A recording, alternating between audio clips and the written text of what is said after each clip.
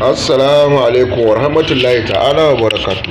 A yau ne za mu gaya muku dalilin da ya sa kotu ta ba Dr. Nasiru Yusuf Gawuna mulki a appeal court da aka yi.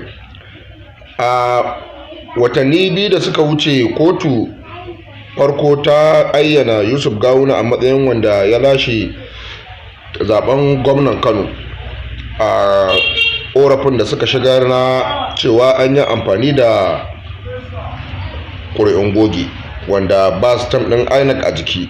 Sannan kuma ƙorafi na biyu da suka shigar shine cewa Abba Kabir ba cikakken ɗan takara bane, wanda kotun farko ta kori wannan ƙorafin da cewa ba cikakken ɗan takara bane. Sannan ta yi amfani da ƙorafi na biyu cewa an yi amfani da ƙuri'un goge, wanda da aka soke ƙuri'un ya nuna Abba Kabir Yusuf ya faɗi a wannan sakamakon zaɓe, inda Dr. Nasiru Yusuf Gawuna shine a matsayin gwamnan Kano.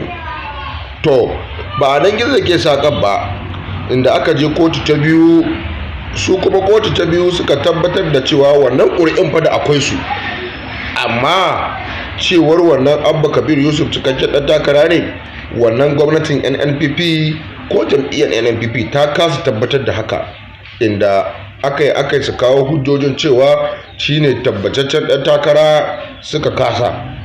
To a kotun farko ta yi korafin cewa wannan hurumin jam'iyya ne, yanzu kuma wannan kotu ta biyu ta ce wannan sam kotu tana da hurumin da za ta iya yankewa in ta yi amfani da wasu tsarin shari'o'in nasu.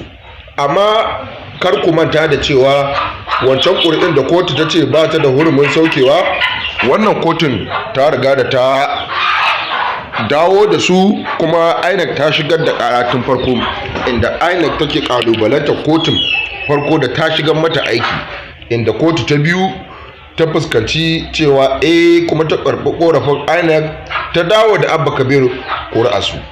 To a yanzu maganar da ake, kotu ta tabbatar da cewa Dr. Nasiru Yusuf Gawuna shine cikakken gwamnan Kano.